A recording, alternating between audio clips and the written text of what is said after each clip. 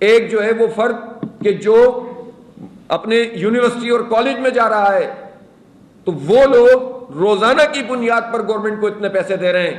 2.5 crore bikes اگر پاکستان میں موجود ہیں اور ایوریج ہم لگائیں کہ ایک بائک پر 1 لیٹر روزانہ خرچ ہوتا ہے تو اس کا مطلب ہے کہ گورنمنٹ 120 روپے فی لیٹر کے حساب سے روزانہ کتنے پیسے جمع کر رہی ہے؟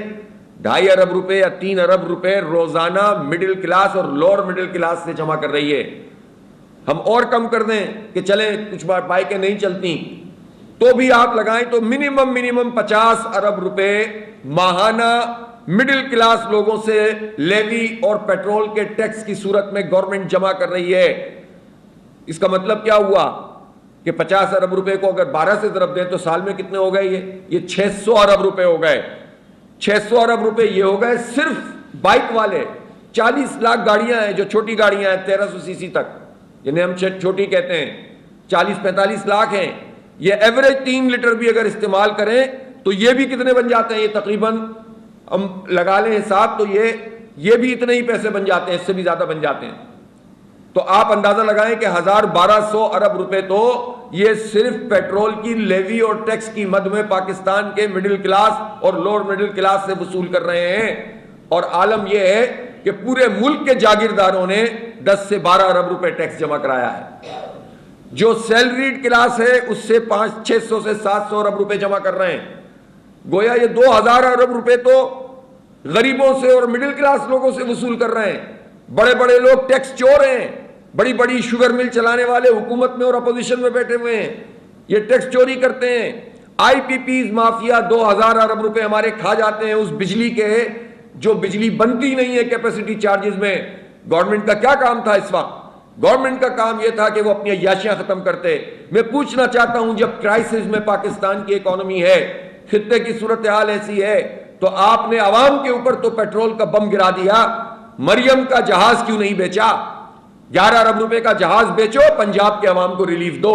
اور میں اس موقع پر کے پی حکومت کی تعریف کرتا ہوں, اپریشیٹ کرتا ہوں, جنہوں نے 2200 روپے ماہانہ نوجوانوں کو جو ہے ریلیف دینے کا فیصلہ کیا ہے. اور ماہانہ اگر 2200 روپے یہ ریلیف دیتے ہیں تو میں سمجھتا ہوں کہ یہ بہت اچھی بات ہے جو خیبر پختونخوا حکومت نے کی. اچھی چیز کو اپریشیٹ کرنا چاہیے. لیکن مریم اپنا جہاز بیچ کر عوام کو ریلیف کب دیں گی؟ یا عیاشیوں کے لیے قوم پیسے دیتی ہے آپ کو کہ 10 ارب روپے میں پی آئی اے پوری کی پوری بیچ دی اور 11 ارب روپے کا مریم نواز کا جہاز آ گیا نیا, جبکہ پچھلی سہولت آپ کے پاس موجود ہے. پھر آپ کی اور اس جہاز کے ساتھ جو متعلقہ چیزیں ہوں گی, اسٹاف ہوگا, وہ بھی ظاہر ہے کہ بہت مہنگا اسٹاف ہوتا ہے جو قوم کے متھے پڑتا ہے. یہ اپنی 2500 سی سی کی گاڑیاں کم نہیں کر سکتے, 3000 سی سی کی گاڑیاں کم نہیں کر سکتے. ہمارا مطالبہ یہ ہے کہ کسی بھی سرکاری افسر یا کسی M N A M P A یا کسی وزیر مشیر, کسی کی گاڑی بھی 1300 سی سی سے بڑی نہیں ہونی چاہیے. اور منیم بھائی, کراچی میں ہمارے ٹاؤن چیئرمین ہیں جن کو بالآخر سال 2 سال بعد پیپلز پارٹی کی حکومت نے کہیں نہ کہیں سے کوئی گاڑی دے دی تھی. اکثر تو میرے خیال 1000 سی سی کی ہوں گی. کہیں اگر 1300 سی سی سے بڑی گاڑی موجود ہے تو فوری طور پر اس کو تبدیل کیا جائے. جماعت اسلامی کا کوئی ٹاؤن چیئرمین, وائس چیئرمین اور کوئی بھی فرد جو سرکاری گاڑی استعمال کر رہا ہے وہ 1300 سی سی سے بڑی گاڑی استعمال نہیں کرے گا, اور جو کرے گا اس کے خلاف آپ تادیبی کارروائی کریں. یہ 2 دن کا ان کو نوٹس دیں کہ اس میں اپنی ذاتی گاڑی کوئی کتنی بھی چلائے, لیکن یہ نہیں ہوگا کہ سرکاری. جب ہم قوم سے مطالبہ کر رہے ہیں اور حکومت سے مطالبہ کر رہے ہیں تو ہم اپنے آپ سے آغاز کر رہے ہیں. اور میں یہ سمجھتا ہوں کہ سرکاری گاڑی کوئی بھی 1300 سی سی سے زیادہ استعمال نہیں ہونی چاہیے, اور یہ جو پیٹرول فری ہے یہ ختم کرنا چاہیے. پھر اسی طرح سے اور بہت سارے میجرز لیے جا سکتے ہیں. میں یہ پوچھنا چاہتا ہوں کہ جب اتنا بڑا کرائسس موجود ہے تو یہ آئی پی پیز مافیا کے چند لوگ جو ٹریلینز آف روپیز ہم سے وصول کر چکے ہیں, ان کی پیمنٹ کو ڈیفر نہیں کیا جا سکتا تھا؟ پہلی بات تو یہ ہے کہ ان سے ری نیگوشیٹ کر کے, اور جو جعلی قسم کے معاہدے انہی لوگوں نے کیے تھے وہ ختم ہونے چاہیے تھے. لیکن اس وقت تو فوری طور پر ان کی پیمنٹ روکی جائے. یہ 1500 سے 2000 ارب روپے کا فائدہ ہمیں ہوگا, یہ لوگوں کو ریلیف دیا جائے. تو یہ پیٹرول کی قیمت, پیٹرول بم عوام پر اور مڈل کلاس لوگوں پر گرا دو تاکہ سبزی بھی مہنگی ہو جائے, تاکہ دودھ بھی مہنگا ہو جائے, تاکہ ہر چیز مہنگی ہو جائے. اور پھر یہ کہیں گے کہ دیکھیں یہ تو خلیج میں چونکہ یہاں پر وار ہو گئی تھی اس کی وجہ سے ہماری اکانومی تباہ ہو گئی.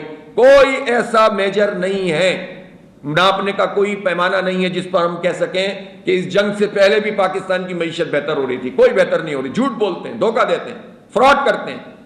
یہ جعلی قسم کے اعداد و شمار ہیں جس کے ذریعے قوم کو بے وقوف بناتے ہیں. صرف یہ سٹے کی اسٹاک مارکیٹ تو یہ کر سکتے ہیں, وہ بھی اپنی اس حد پہ نہیں آئی ہے کہ ڈالر ویلیو نکال لی جائے جو آج سے چند سال پہلے تھی. لیکن اس کے باوجود اگر وہ ہے بھی تو کون سی مہنگائی کم ہوئی ہے؟ عید قریب آ رہی ہے اور لوگوں کے جو ہے وہ چولہے ٹھنڈے ہونا شروع ہو رہے ہیں. گیس آپ سپلائی نہیں کرو, بجلی آپ اس وقت بھی پوری نہیں دو, جو بجلی دو اس پر وہ مہنگی ترین دو, اس پہ بھی اتنے ٹیکس وصول کر لو.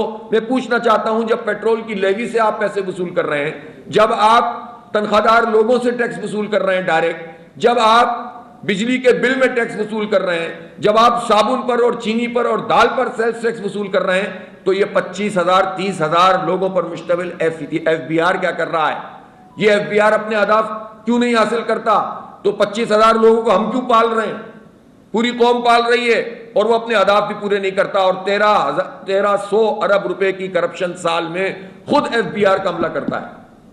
اور ہم نہیں بتا رہے, یہ حکومت کی رپورٹیں بتا رہی ہیں, یا آئی ایم ایف جس کے آگے یہ بچ جاتے ہیں وہ بتا رہا ہے. تو بدترین ان کی جو معاشی مینجمنٹ ہے اور یہ سامنے آ کر عوام کے اوپر دباؤ ڈالتے ہیں, یہ قابل قبول نہیں ہے اور اس کو ہم مسترد کرتے ہیں. اور یہ جو بات کہ ہر ہفتے اب یہ بم پھینکیں گے, یہ کسی صورت میں بھی قابل قبول نہیں ہے. ہم صورتحال کا جائزہ لے رہے ہیں, ہم کوئی انارکی نہیں پھیلانا چاہتے, ہم افراتفری اور انتشار ان حالات میں نہیں پیدا کرنا چاہتے.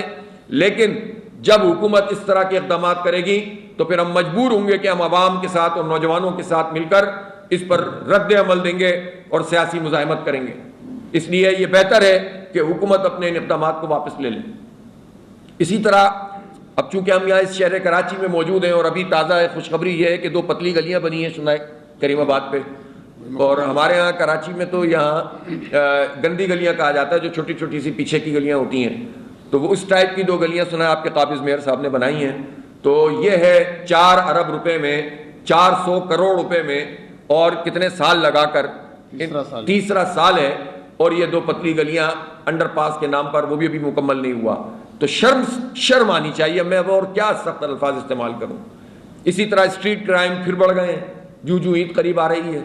اسی طرح ڈمپرز کے ہاتھوں جو ہیں وہ لوگ اسی طرح سے جانے دے رہے ہیں اور کوئی مینجمنٹ نہیں ہے. ریڈ لائن بن رہی ہے اور بنتی چلی جا رہی ہے. گرین لائن 12-13 سال میں نہیں بنی ہے. S3 نہیں بنا.